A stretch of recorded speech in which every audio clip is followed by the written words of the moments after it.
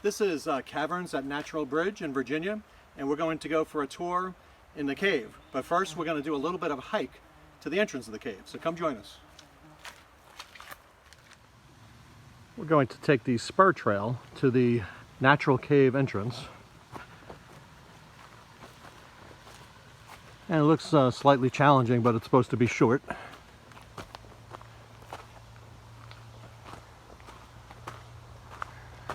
I'm already ducking a spider web.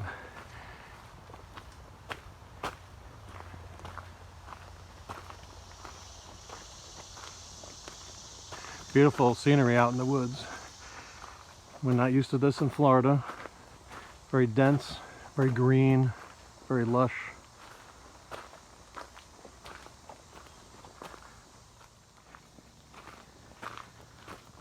Okay, we've reached the sign that says Natural Cave Entrance to the left.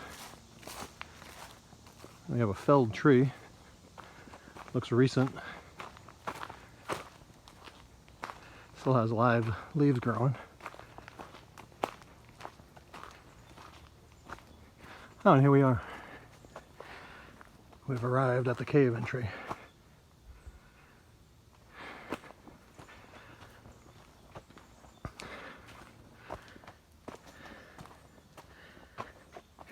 All right, climb over these trees. I expect to feel a really nice breeze coming out of here.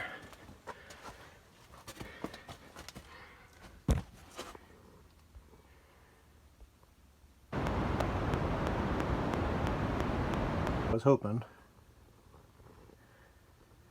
but this is the original entrance into the cave.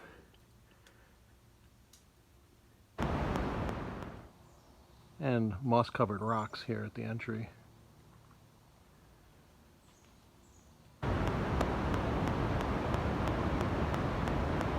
We're going to enter the cave tour itself.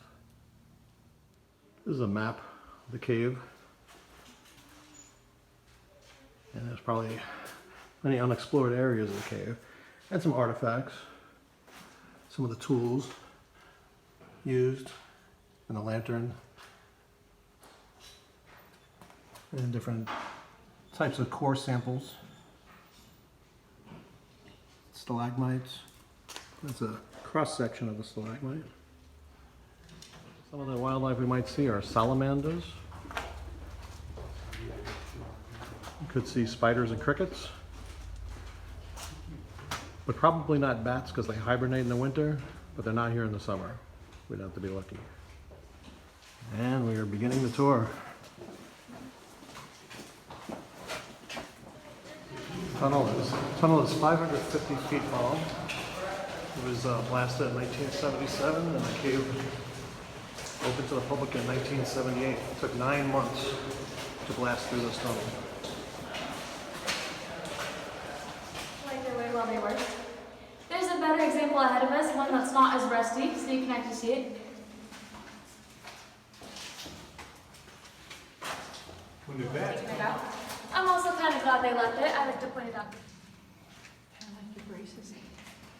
Yeah. So those are real. I guess a big spider, by the looks of it, made it home there to crawl through. This is the entry that's above ground that you can take the trail Yeah, to? so this is where it connects to, yes. Okay. Yeah, so this path is more convenient. Yeah, so instead of having to be on all fours crawling through some narrow passageways to get here, which would take about an hour and a half, we conveniently just walk down the tunnel.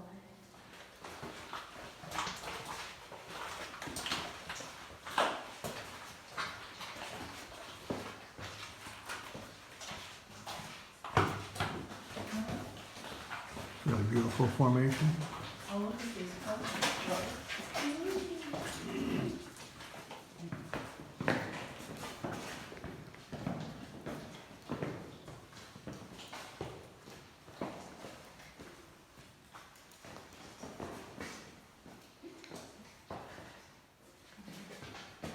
This grows at the rapid rate of about 1 cubic inch per 100 years. And that doesn't sound very fast, but it is compared to our flowstone cascade, that first formation we passed by.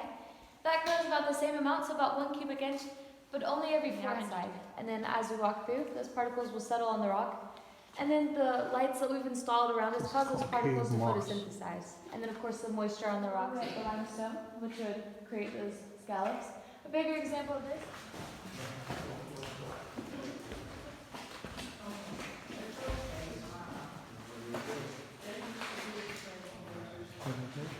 Interesting crevice back here.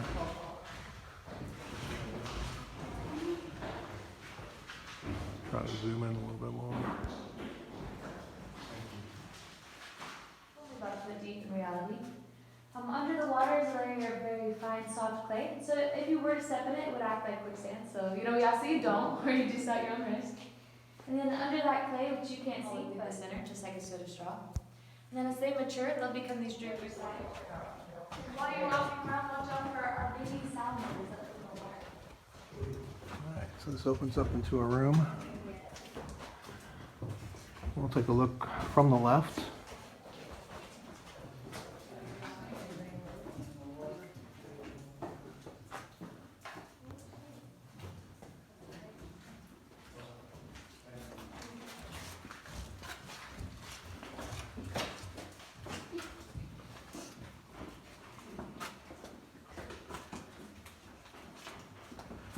Yeah, there's so many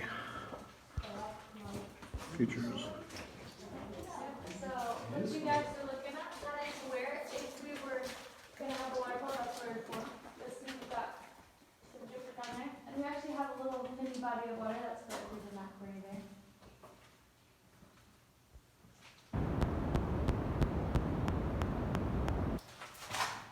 Yeah, if you want to go back in that little crevice there, so you'll come back out this way, but if you look up at the light that's on this rock here and look back at the shine, yeah, it is like we've got a little frog perch on the rock and our formations. You want this one?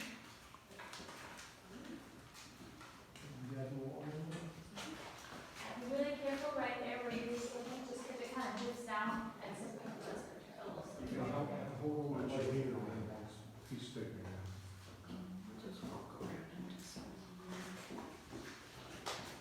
This is dripping, that's been held in by that dolomite.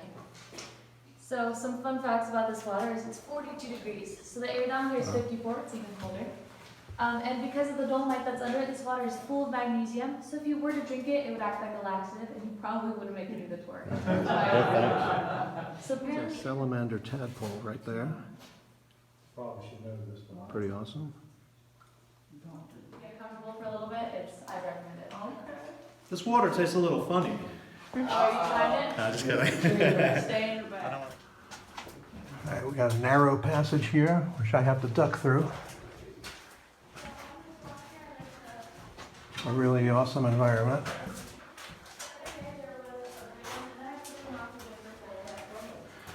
Yeah, of course, watch our step.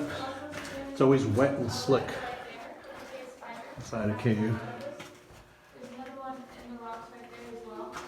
So we see the evidence of bugs and wildlife down here, but we normally use them. An underground spring. So it enters this area through the gaps in those rocks down there. Then it pulls up in this area here, and it flows out again through that opening in the rock there. So this water, through that opening, flows into an underground water room. We call that underground water room the blue hole. And then eventually it'll become part of Cedar Creek, which flows by a natural bridge. So all of our water is connected. Unlike its name, and you can go see the blue hole, and that was pretty cool for us to see. We'll do that today. Sorry, nope, not today. That sounded like fun. So it took y'all an hour to Very get there? tall Yeah. Fisher running through So here. that's just because it's those tight crawl spaces and you have to kind of go careful and run a straight shot. There was an area where you could get confused, but luckily I was in the back. So that crack that I pointed out earlier, that's called a stress fracture. So that was caused both by erosion and by an ancient earthquake, which geologists estimate occurred around 3 million years ago. But that goes up about 100 feet. And the ground above us is about another 247 feet. So right here at our deepest point, we're about 34 stories below the ground. This is also the deepest commercialized cavern on the East It's Coast. called the Gnome. So right here, we've got our weeping willow tree This is here. called the Weeping Willow Tree. It's my personal favorite. Looks like we've got our big T back on and taking pictures here.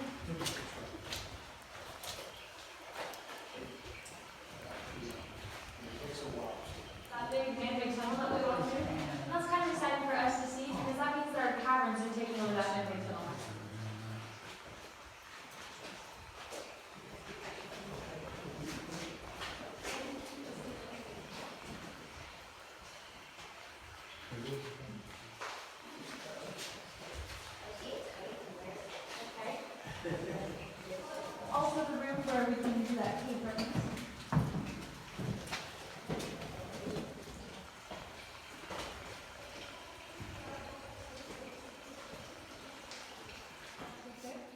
Alright, so this room that we're in right now, it's called, oops, sorry, my undershot there. This room is called our canyon room. So kind of similar to the Grand Canyon. If you look at our walls here, all those horizontal lines that you see in the rock, so those mark ancient water levels. So a long, long time ago, this room was full of water. And then as it, escaped and kind of exited through different fissures and cracks in the ground, if it was at any certain level for an extended period of time, it would start to erode away in the wall, shielding this room from water. But if you look just past where that dolomite ends, we do have some stalagmites that are going up. If you would like to hold on to someone, you can, if that makes you more comfortable. We just ask you don't grab a stranger, that could make them uncomfortable. And third, if you have a family barricade, we used to have a chain, and that's what it was hooked to.